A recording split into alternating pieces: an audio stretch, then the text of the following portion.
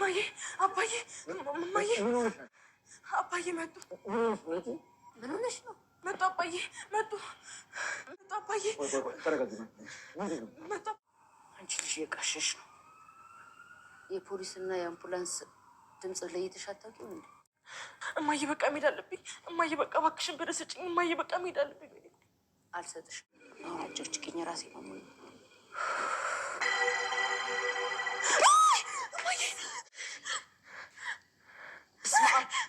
ምንድን ነው አንቺ? ይታገመች ምን ሆነሻል?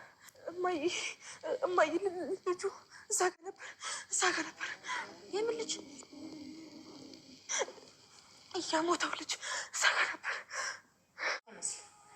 አንተ ስታስበው ይሄን የመሰለ ፊት ይዘህ የሰላምዬ ልጅ ነው የሚመስለን ትላለህ። ዘር ታበላሻለህ እያልሽ እንደዛ አደረኩ። ግን እኔ እናንተ ስንጋጭ ቆንጆ ልጅ ነው የምንወደው። ያው ንቀሽ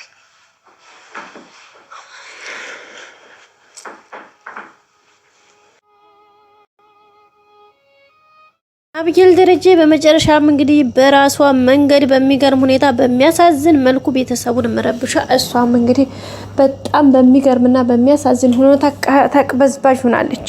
በጣም እየተቅበዘበዘች በጣም እንዲሁ እየባከነች ነው የምትገኘው። እንግዲህ ባላወቀችው በማይታወቅ መልኩ እንግዲህ የሰው እጇ ላይ ጠፋባት። የሁሉ እንግዲህ የሆነው ያው እርግማን ነው። አንዳንዴ ቤተሰብን እንትን አለማለት አለማክበር ለቤተሰብ የሚሉንን ነገር አለመስማት እንደዚህ ዋጋ ያስከፍላል። ታውቃላችሁ እንግዲህ አብጌል ደረጀም አባቷ ሲመክራት ሲቆጣት ብዙ ነገሮችን ሲያደርግ ተይ ሲላት ያንን ሁሉ አልሰማ አላዳምጥ ብላ በመጨረሻም እንግዲህ የሆነችው በራሷ መንገድ በጣም ትልቅ ወጥመድ ውስጥ ነው የገባችው። ባላቅም ማለት ወጥመዱ ብቻ ሳይሆን በቃ ማትወጣው በጣም ከባድ የሚገርመው ነገር ይሄ እንደዛ አይነት ነገር ማለት ነው። ቢያንስ ይሄ አሁን በህግ ተጠያቂነት ምናምን ይሄ ሌላውን ተውትና የአእምሮ በቃ አይታችኋታል። በቃ ቃዠች ቆማ ነው የምትቃዠው። የሚገርመው ነገር አይታችኋታል። በቃ ምንም አይነት ሰላም እየተሰማት አይደለም። ውስጧ እየወጣች እየገባች አይደለም። ቁጭ ብላ ሰው ጋር ተቀምጣ እንግዲህ ለሊት ሳይመሽ ማለት ነው። ሰው አሁን ሲመሽ እኮ የሆነ ጀስት በኖርማላችሁም አንዳንዴ ውስጣችሁ ቅዠት ይመጣባችኋል። ግን የሷ በቃ በቆማ እያለች እያወራች ሰው ጋር ተቀምጣ በቃ የለችም እያለች የለችም። የምትሄድበት ነገር በጣም ከባድ ነው። ውስጧ ምንም አይነት ስሜት አይሰማትም። በጣም በቃ ከሚባለው በላይ ነው እንግዲህ እየቃዠች እያለቀሰች የምትገኘው።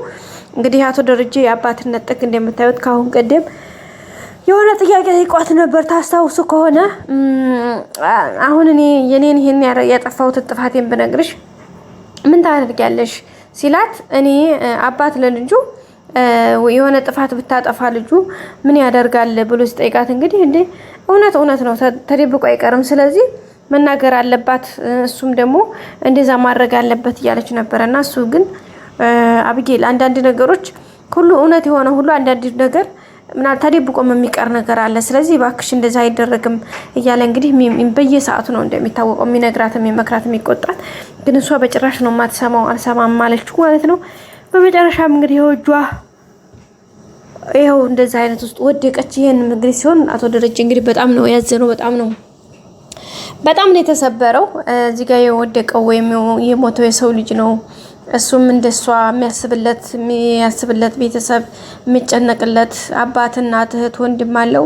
የጊዜና የሁኔታዎች ጉዳይ ሆኖ እንግዲህ ልጅ አጋጣሚ እዚች ልጅ ላይ ጥሎት እንትን ቢወድቅም በጣም የሚከብድ ነገር ነው። ይሄን ነገር ደግሞ ይዞ ሄዶ ሆስፒታልም ወይም ደግሞ ሌላ ቦታ ደርሶ ልጁን ወይ ደግሞ ወደ ህግ አካል ሄዶ ልጁን ማሳሰር አልፈለገም። እንግዲህ በኩር ልጁ ናት።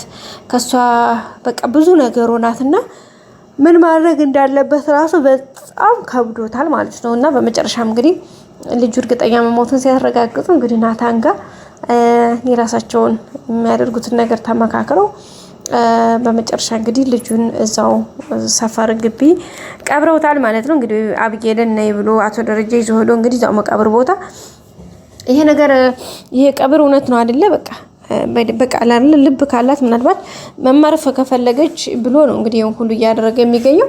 ይሄ ሰው ነው አይደለ የሞተው ነው አይደለ የገደልሽው አንቺ ነሽ አይደል? ስለዚህ አሁን ይሄ እውነት ነው። ስለዚህ እውነት የትም አንሸሸውም በቃ እውነት ተቀብሮ አይቀርም። ስለዚህ እውነት ነው። አንቺ ግን ዳጣ ለምን የሰላም ልጅ ብላ ልጅ ናት ብላ ጻፈች ብለሽ አይደል ለማርታ የተናገርሽው? አብጌል በቃ ይሄ ያንዳንዱ ነገር ለምን ብለሽ አይደል ለማርታ አዝነሽ አይደል ይሄን ያክል ይነግርሻት። ስለዚህ አሁንም ቢሆን ለምን እውነታው ይቀበራል አይደል የምትይው? አዎ። ስለዚህ አንቺ ዳጣ እዚህ ቤት ያለችው የጓደኛ ልጅ ናት ብዬ ስለኔ አይ ውሸትህን ነው ዋሽተሃል ብለሽ አይደል እዚህ ያን ለማርታ ይሄ ነገር መጠርጠር አለብሽ ብለሽ ብዙ ነገር ያደረግሽው? አዎ። ስለዚህ እውነት ለምን ብለሽ ነው ያ ደግሞ እውነት ተቀብሮ አይቀርም ብለሽ ስላሰብሽ ነው። ስለዚህ እንደዛ ከሆነ በይ እኔና አንቺ እንግዲህ አባትና ልጅ ምን ሆነው እውነት ተቀብሮ አይቀርም ብዬ ስለነግርሽ እውነት ነው ብለሽ ያድግሽ ልጅ ከሆንሽ በይ አሁን እንግዲህ ቀጥታ ሂደሽ ለፖሊስ እጅ ስሰጪ የዛን ጊዜ እኔና አንቺ አባትና ልጅ ነን። የዛን ሰዓት እንግዲህ እውነት ነው የሚለውን ነገር በተግባር ስትወኛ ያለው ምናምን አላት ማለት ነው። ከዛ በጣም ድንገት እንዴ አባዬ ይሄማ አይሆንም፣ ከተያዝኩኝ እኮ ታሰራለሁ፣ እንደዚህ ቢሆን እኮ እንደዚህ ሆናለሁ፣ በጭራሽ አይሆንም አለኝ ማለት ነው። አያችሁ አይደል አንዳንዴ በሰው ላይ ሲሆኑ ወጣታችን የምንቀሰርባቸው ወይ ደግሞ እንትን የምንላቸው ነገሮች በተዘዋሪ ሌላ ሪስክ ወይም ደግሞ ሌላ አደጋዎችን ይዘው ይመጣሉ ማለት ነው። ገባችሁ አይደል ጋይሶች? እና በጣም ከባድ ነው። እንግዲህ አብጌል ደረጀም እንግዲህ ያደረገች ያለችው እሱን ነው። ከሷ ጋር ሲመጣ ወይም ደግሞ ችግሩ ከሷ ጋር ወይም እሷ ለሚጎዳት ነገር ሲሆን አይሆንም ትላለች። ለሰዎች ሲሆን ግን ችግር የለውም። አንቺ አሁን ለወይዘሮ ማርታ ወይም ደግሞ ለማርታ የነገርሻት ያን ነገር እውነት ቢሆንና ያንን ነገር እርግጠኛ አረጋግጫለሁ ብለሽ ባሰብሽው መንገድ ለማርታ ስትነግራት የኔና የማርታ ትዳር እንደሚፈርስ ታውቂያለሽ አይደል?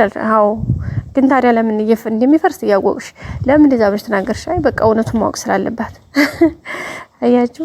ስለዚህ ሰው እውነቱን ማወቅ አለባት ብላ ስላሰበች እሷ ደግሞ በእጇ የጠፋ ሰው ያውም የሰውን ልጅ ያክል ፍጡር እዚህ ጋር እንትን ብሎ ሰው ልጅ መህዳማ ተናገረውና እንግዲህ በጣም ነው በዚህ ማየት ስላላችሁ ራስ ወዳድነት ራሳችንን ከራሳችንን ከሆነ ነገር እንትን ለማለት እንጂ ሌላ ነገር ምንም አይነት ሊፈጠር ምንም አይነት ቦታችንም ሁኔታችንም እንትን አይልም። የኛ ነገር እንግዲህ እንደዚህ ነው። ችግሩ እኛን የማይጎዳ ነገር ይሁን የኛ ጥቅም አይጎድልብን፣ የኛ የሆነ ነገር አይወሰድብን፣ አለቀ። እሱ ጋር ነው ችግራችን እንጂ ከኛ ዊዛውት ሚ ከሆነ ወይም ከኔ ኃላፊነት ተወረደ እንግዲህ አይታችኋል። እሷ ራሷን ይዛርጋ እናታን መጀመሪያ አገላብጦ ናታን ስትለው ነበር። ከዛን ሲቀጥል ደግሞ እኔ ያለካውትም ናታን ውስጥ ነበር። ግን በኋላ አንደኛ ካሜራ ስላለ ነው እንግዲህ ያን ነገር ማጋለጥ የፈለገችው እንጂ በጭራሽ መናገርም ማጋለጥም አልፈለገችም እንደምታውቁት። ምክንያቱም እሷን ራሷን ይጎዳኛል ወይም ደግሞ እንትን ይለኛል ብላ ስላሰበች ማለት ነው። እና ቤተሰቦቻችን እንግዲህ አብጌል ደረጀ በዚህ ልክ ነው እያሰበች ያለችው። ያው ኤኒዌይ እንግዲህ አቶ ደረጀም ልጁም ተቀብሯል። የአእምሯቸው ሁኔታ እረፍት ይልሰጠም። አብጌል እንግዲህ ታኝታ ሳትተኛ ቀኑ ሁሉ እየቃዠች ነው። ስትሄድ ስትራመድ አእምሯ ውስጥ የሚመጣው የሆነ ድምጽ ይሰማታል። በቃ ይጮህባታል ምናምን ልክ እንደ ጅብ የሚጮህ ነገር አለ። በቃ የተለያየ ድምጽ ነው የምትሰማው። በቃ እሷ ራሷ ማታቀው ባዳ የሆነ ነገር ማለት ነው። ቤተሰቦቻችን በቃ ምንም የማይገባት ድምጽ ነው እየጮህባት ያለው። እናቷ ጋር ወይዘሮ ማርታ ጋር ተቀምጣ እሪ ትላለች ማለት ነው። ወይዘሮ ማርታ በቃ እንዴ ምንድነው አረውጅ ልክ አጠገቤ ምናምን ያለቻት እና በዚህ ልክ ነው በቃ ራሳችሁ ነው የምታጡት። በጣም ከባድ ነው ይሄ። በቃ የህሊና ጥያቄ ነው ቤተሰቦቻችን። በቀጣይ በአዲስ ቪዲዮ እስከምንገናኝ ሰብስክራይብ ላይክ አድርጉ። ባይ ባይ።